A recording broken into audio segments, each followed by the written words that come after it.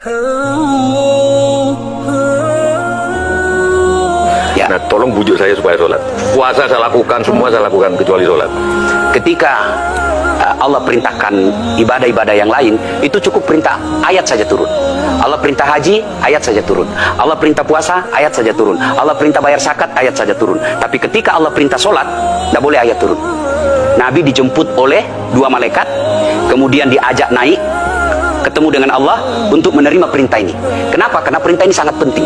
Inilah puncak penghambaan kepada Allah. Jadi puncak penghambaan, kalau saya meraku hamba, sholat. Yang paling mulia dalam tubuh kita, kepala. Adik-adik bercanda dipukul pantatmu masih senyum, dorong dadamu masih senyum, tapi jangan bercanda pukul kepalamu. Tak, kau pukul kepala saya pasti saya marah. Kenapa? Harga diri di sini.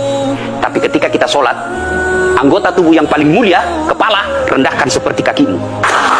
Kita akan masuk ke next dong. Ini penting. Kalau saya sudah mulai ini. Oke. Ya, karena kalau saya mau sholat, saya melihat banyak koruptor sholat. Ya, saya melihat banyak orang sholat yang kalau saya ajak ngomong main HP, nggak punya adab. Yang paling enak memang sholat tidak korupsi. Yang paling nyaman memang, paling ideal sholat jujur. Tapi wala talbisul haqqa bil batil, kata Allah. Allah tidak mencampurkan antara hak dan batil. Sholatmu beda, puasamu beda, maksiatmu beda. Itulah sehingga Allah hadirkan dua malaikat, rakit dan atid, mencatat yang baik di baik, yang salah salah. Tapi ini setan kan tidak membiarkan itu. Maka setan masuk. Nah, dia sholat tapi dia korup. Tapi Allah Maha Adil, maka ditimbanglah nanti mana yang lebih banyak, kebaikanmu atau keburukanmu. Kalau dia baik amalnya tapi tidak ada sholatnya, sia-sia. Kenapa? Passwordnya kebaikan itu, kuncinya itu adalah sholat. Ustadz, ketika naik haji, naik pesawat, pesawat itu mungkin dibikin orang yang nggak sholat. Iya, betul. Terus gimana dong? Nah, kursi itu mungkin dibikin orang yang nggak sholat. Iya, betul. Nah, bagi orang yang tidak sholat itu, Allah nanti perlihatkan amalnya. Yang ciptakan listrik ini luar biasa amalnya. Iya. Saya bisa dakwah karena ada mic. Iya. Dan mic itu dari orang non-muslim yang ciptakan. Maka Allah nanti pamerkan. Ini kau punya amal. Ini 10 kuda, 10 miliar kau punya amal. Mana passwordnya? Mana kuncinya? Kuncinya itulah sholat. As-sholatu imanuddin, as-sholatu miftahul jannah. Sholat itu kunci kebaikan, sholat itu tiangnya agama.